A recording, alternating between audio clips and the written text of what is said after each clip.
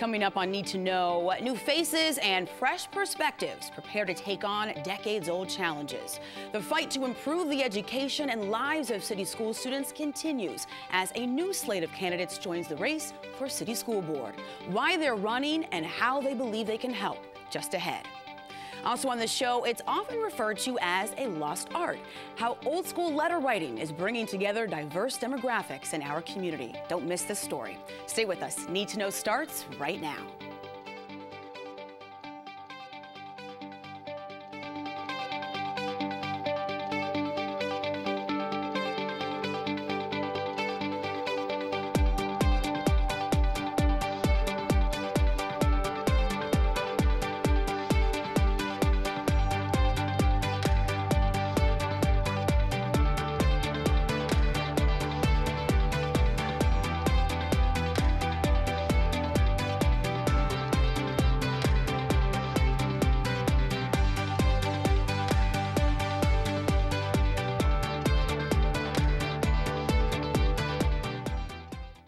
Improving the education of kids is not just about academics. In the city of Rochester, it's also about issues of equity, cultural competency, poverty, communication, and parental engagement.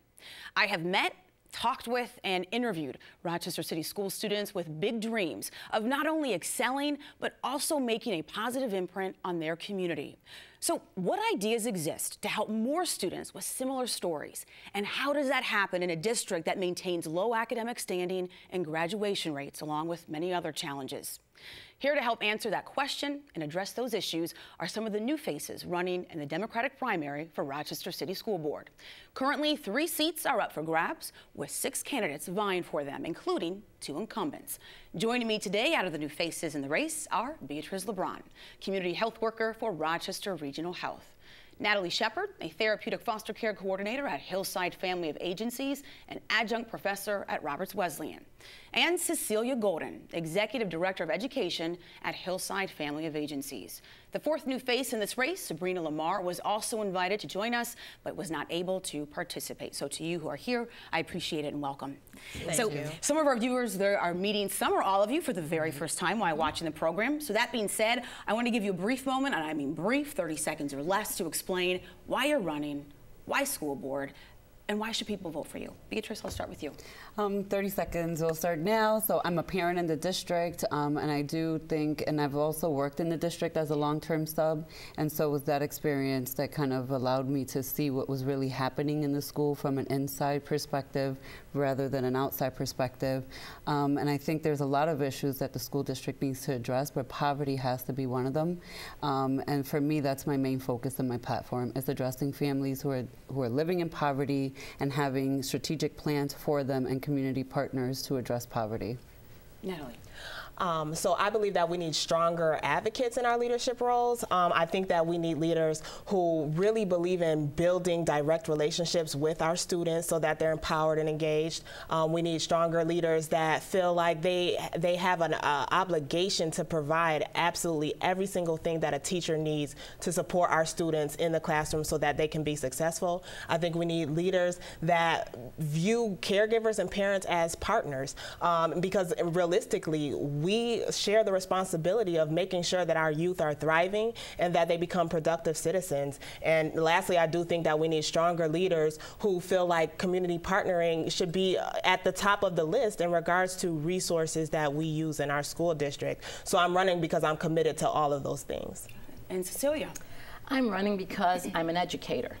I have a history with the Rochester City School District, having served as a teacher, principal, and then chief academic officer, bilingual reading teacher as well. So when I came back to Rochester over 4 years ago, I left in 2001, came back over 4 years ago. This is my home, and I was very troubled to see the academic outcomes for our young people, reading being one of them. And I believe that I know how to help fix that. That's primarily why I'm running, because I believe an educator needs to be on the board. Someone who understands the district, who knows what questions to ask, who knows how to support and coach the superintendent, and how to engage families. Years ago, I was very successful at bringing a Math, Science, and Technology award to my school, School 39, along with others, the science director at the time, and we were able to transform that school through experiential learning and inquiry-based instruction. So I believe I know how to fix not just schools, but the entire district. Well, about 2.5 years ago, School Board President Van White told the DNC's editorial board, this is a quote, "It would be ridiculous for me to say we've done a great job. The outcomes don't suggest that." So that comment was in relation to whether or not, at that point in time, White believed the school board was doing its job well. So I want to ask you, and I'm going to start with you, Cecilia, okay. What is one thing that the board has implemented in this past school year that you think could work, will work, or is working to better serve students? Wow. If it was implemented this school year, then we probably don't have enough time to say whether or not it's working. You need some longitudinal data. So what's something that you think could work?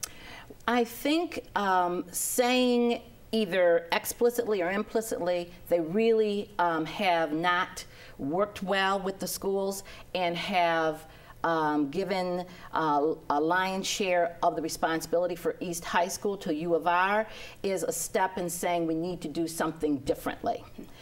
So whether or not that's going to work or not, I know that they have some positive outcomes, though there's, you know, it's gradual and coming. That may be something, but it's not so much that East High School is now the superintendent of the school, but I think it's saying, the board is saying we need to do something different and we need some support and help in doing it. Beatriz, in terms of something that you think this past year that the board did not implement, something that you think that was brought to the table could have done some good in your opinion, but they didn't move on. Anything come to mind for you? Nothing really comes to mind, but I know that it's been an ongoing challenge to have parent engagement at the school district and at that level. And I do think that the board has had plenty of opportunities over the years to have a stronger plan for parent engagement, including with themselves as board members to come out into the community and engage families. I think just showing up at events when they're invited to attend is not enough, and I don't think it will ever be enough. I think we have to, as board members, I know that there's a perception that we only do policies and finance and manage the budget. I think that needs to be broken. That cycle needs to be broken. Natalie, anything you would jump in and say, I support what they did, or something that you think was missing? Yeah, so in regards to their restorative justice practices, I do think that those have benefited our culture in regards to our schools really wanting to engage students where they're at. I know that there are struggles and there are successes that our students can harp upon, and I think that restorative justices, if done correctly, those practices can really help empower our students and really get them focused on being in the classroom, to come in, sit down, pay attention, learn, and get through the complications that will arise. I mean, no student is going to be perfect, so I do appreciate that they've taken that step. I would like to see it grow more, and I would like to see some tweaks happen with it, because I know that there are some gaps in those services with our restorative justice practices. And with restorative justice, we mean when things go wrong in the classroom, there might be discipline issues, how those issues and how teachers and school leaders respond to those issues. Yes. Just so for those watching who may not be familiar with that. Studies have been done by National School Boards Association. Various researchers have looked at this, and they've looked at the relationship between superintendents and their school boards. And this is a crucial relationship for both stakeholders. But what they have found is that these strains exist. Publicly, in recent years, we've seen that with former Superintendent Jean-Claude Brizard, also former Superintendent Bohan Vargas. And I want to talk specifics. If elected, what is one thing that you would suggest to current Superintendent Barbara Dean Williams that you believe would need to be implemented to improve academic outcomes? And I don't know who would like to. Cecilia? Well, I don't know if it's an implementation issue, but as a school board member, I would like to work with the superintendent to determine, to do an assessment of her building leadership. School principals are key to improving academic achievement. Do we have the right people in the right positions? Are they serving as instructional leaders? Do they know how to coach? Do they know how to use data to make data-informed decisions? So that would be one thing that I would work with the superintendent on, because it's so critical. If we're going to transform schools, we have to have leadership at that school-based level that really understand effectiveness in instructing students who many times have trauma-based experiences and, as was stated, are victims of poverty. So, yeah. And I would like Barbara Deanne Williams to look at different jobs and the roles that they have, like the duties they have. And so with that, I mean, we have counselors in different schools, and we may need to add additional counselors for different purposes. So if we have athletes that are going down one track, we should have counselors that can help guide them and help their families understand the process of them moving past their high school athletic career. We also need counselors that are there to help students who might have a different path and their K through 12 education level. It doesn't turn into them going to higher education, but it turns into a career. And so we need counselors that can bridge those gaps to help our students beyond the K through 12 level. I think right now we're really focused on what we can do K through 12, but we're really preparing our students for beyond that level, and we have to start thinking about that in the things that we implement. And for me, I personally would like to, what I envision is that we have plans in place for every student in every school. And I don't think that that's going to be possible without having that relationship with the superintendent. I don't have a lot of experience with Barbara Deanne Williams. She's a brand new superintendent, about a year into this. And so I think in order for the plan to be implemented, she has to also be willing to have community partnerships and relationships with those community partners. So that's kind of where my focus would be in building my relationship with her. Well, I can't let you go without looking at some of the key issues that are really front and center in urban education in America, and we've discussed some of these issues on the past program, in particular in relation to the Rochester City School District. That's equity, poverty, something that you've brought up, race, and cultural competency.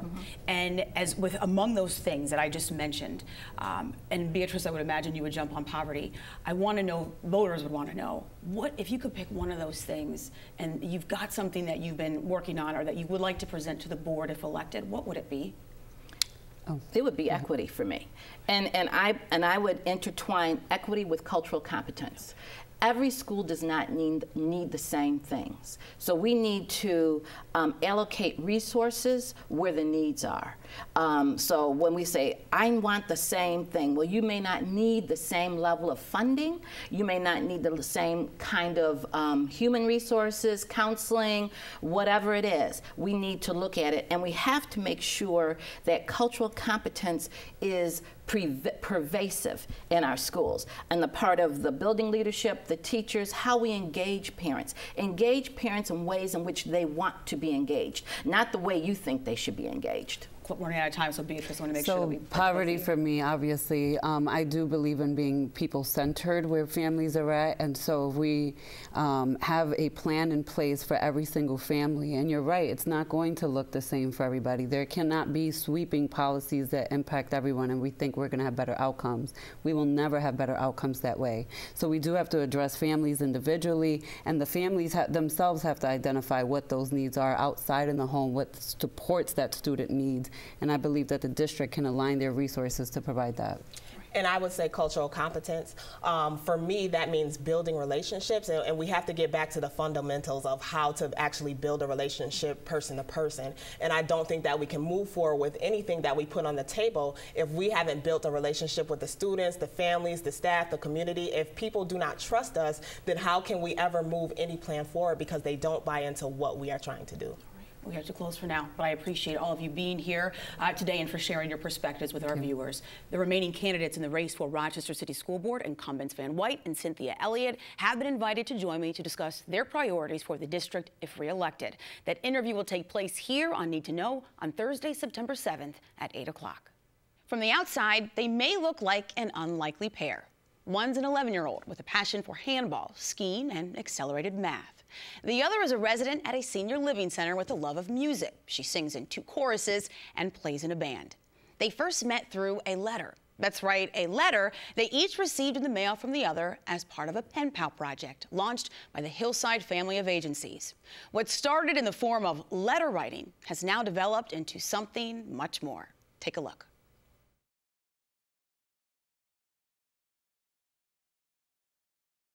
Basically, we write people in like a senior citizen, home. We go and write letters, and then they write it back to us. Like they give us words of encouragement, like, what'd you do today? How's your day going? Stuff like that. At first, I wasn't sure that I wanted to participate, and then I thought, oh, this is a really good opportunity. This is a wonderful opportunity for me and for some other child.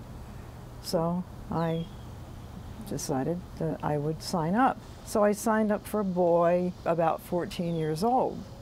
So, of course, I was surprised because I didn't get a boy 14 years old. Who did you get? I got Lily, 11 years old. Her name's Carol, and she's in choir. She just had like a performance, and I think she does church, but I'm not sure. She's very nice, and she writes she always asks me how my day is going and what's my favorite subject and what's my favorite game and stuff like that. Did you go out in any boats? I know you like to swim. She'll tell me things like she's going to go to Disney World in the fall, and that's exciting. And I try to ask her questions, of course, to make it easier for her to have something to write about. What have you been doing this summer? I think you were going to Camp Corey. So her favorite color is blue. And I asked her what she liked, what subject did she like best? Of course, any kid 11, when you ask them what subject they like best, they say, what? Gym. Yes. Although she said math was pretty good. Sometimes I tell her about my math because I'm in 6th grade, but I'm doing 8th grade math. Sometimes I just look at the letters if I can find them because my room's kind of messy, but it makes me feel better when I'm having a rough day or something. I try to make her know that I really like her and love her and that I care about her. I hope it will be fun and enjoyable, and I think it's going to be really exciting. I want to ask her age, but I don't know if that's rude or not, so I'm kind of debating whether or not to. I'm feeling very excited, of course, and I'm anxious to see, of course, you have these pictures of what she might be like, and I'm sure it's all wrong. Hi, I'm Lloyd. Dear Lily, oh, hello. Hi, it's so good to meet you. So good to see you, dear. You know, when I saw her, I had planned not to hug her. I thought that's too intimate. I should just shake her hand or something, but when I saw her, I just had to hug her. Me too. Yeah. When you have a pen pal, they're very nice, and you might even get to meet them. So I would do it. It makes you feel good. I think I'll read my note. I think it gets you out of your own little world. Sometimes you have to push yourself a little bit. Because I was a little reluctant. I thought, oh, then okay, it's a commitment. Every 2 weeks I have to write a letter, and what am I going to say to this person that I don't even know, so forth. But I'm very happy that I did it, and that will probably make it more likely that I will do something else that maybe is a little bit out of my range. Joining me at the desk to talk about the backstory and benefits of the Hillside Pen Pal Project are Mary Alice Schmidt, Director of Residential Services at Hillside Children's Center, Don Armstrong, Director of Volunteer Programming at Hillside Family of Agencies, and Jennifer Lisinski, Vice President of Marketing at St. John's. Welcome to all of you. Thank you. So I first heard about this project because I was visiting my friend Joyce at St. John's, and you were in the room with me, Jennifer, when I met with her, and she's a part of the Pen Pal Project. And she had this genuine interest and excitement in describing just what this meant to her. And so I want to know, I was intrigued just listening to her, And I want to know, how did this project develop? Because we know how it feels like to get a letter in the mail and to send a letter to somebody as opposed to just clicking send on an email. So Don, first, why did Hillside develop this program? Why letter writing and pen pals? Well, I'll tell you that Hillside is always looking for innovative ways to get the community involved with our youth and families. It was during a brainstorming session that we had, an idea popped up is, why don't we try something a little different? And so the first item on the list was perhaps to pursue a pen pal program. We didn't know where this would go, and so we just said, hey, let's try it. We contacted our youth and asked them to gauge the level of interest, and they were all over the place. Some were enthusiastic, others were somewhat reluctant. But we had enough interest there that we decided to pursue it. I had the pleasure of approaching St. John's and their wonderful leadership there, and they were just as excited as we were to start this program, and it just took off a life of its own, and it's just been a great thing for our youth. Well, Mary Alice, for viewers watching right now, and they may be unfamiliar with Hillside, and in particular some of the challenges facing some of the young people that are a part of this project. How would you explain, tell us a little bit about the young people, what they're up against, some of the challenges that they're dealing with or have dealt with in life? Yeah, so we serve many, many children and families, and they face a whole gamut of challenges. And our belief is if we can get them to believe in themselves and believe in their potential, then they can contribute to their community. So a lot of our kids and families really are challenged with some mental health challenges, emotional challenges, obviously poverty, and some of the kids are in the juvenile justice services as well. But when it comes down to the end of it, despite all of their challenges, they're just kids. And they just love to be kids. And so we really try to offer them all sorts of opportunities, and this is one of them. I want viewers to know various campuses within the Hillside family of agencies throughout Central and Western New York. They are involved in this project. As of now, a total of 8 community partners are also involved, including, as we saw in the video piece, St. John's here in Rochester. So Jen, we heard when we heard Carol, she said, you know, I was a little hesitant at first. I wasn't sure if I could commit the time to this. So I want to know, you know, has it been a tough sell to residents to get them involved? But also, what is it about it that when they finally say yes and they sign that application and they say, I want a pen pal, why? Sure. So we have a very active and vibrant community of seniors at St. John's that do many things out in the community. Some still work. So there's commitments that they all do, and so a demand on their time. So it really, they tell me that it was really Don's presentation, Hillside's goals for the program, and providing connections to youth that maybe didn't have as many connections, a way to reach out and develop a relationship. Jack, one of our seniors, said it seemed like such a trivial thing to do to help a child. How could we say no? And you know, they get things as well from this pen pal program. Some of them don't have grandchildren. Some of them have grandchildren that are far away that they can't regularly connect with. So it fills an emotional gap for them as well. And some of our residents don't get out in the community, so this program allows them to volunteer from their residence right inside their apartment. They can do some good. So it's been a win-win for us. Well, the thing that really stood out in the interview with Lily was when she said, I'm having a tough day, and when I'm having a tough day and I can sort through my room, my messy room, and I find one of these letters, it makes me feel so good to read them.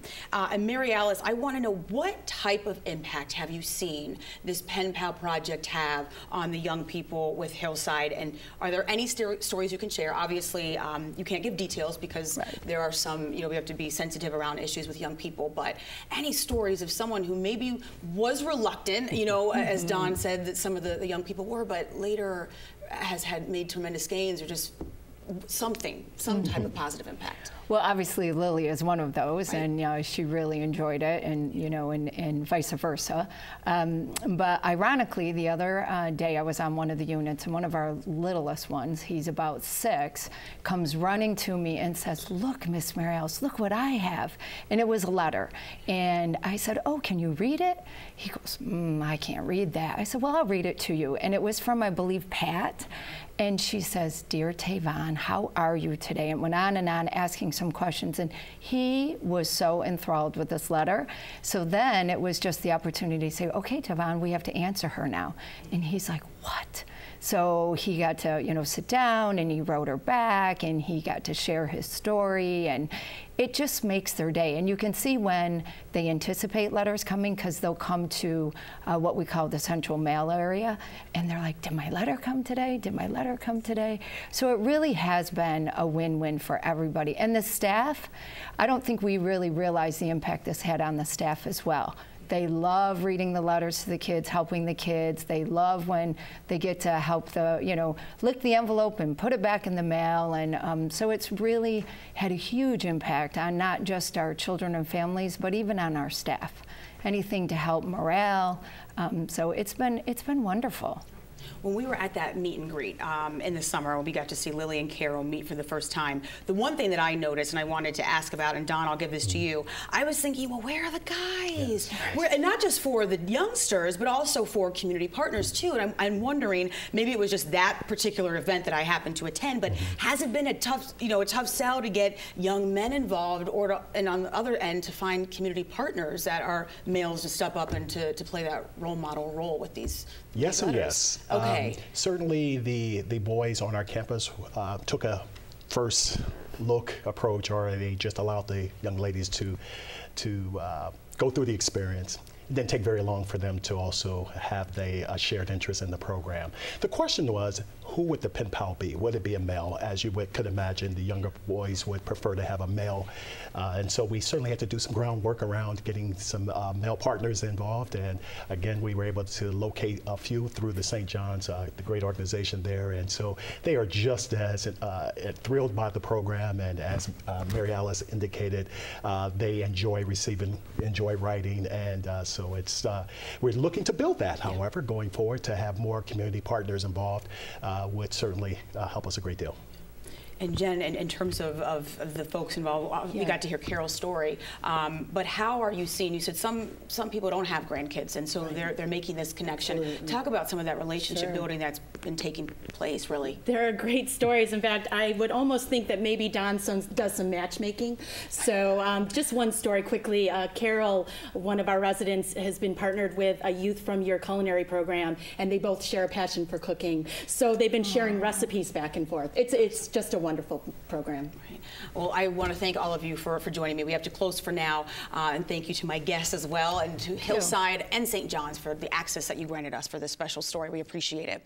The Hillside Pen Pal Project is looking, as you heard from Don, they're looking for community partners. Learn more and call 585-256-7500.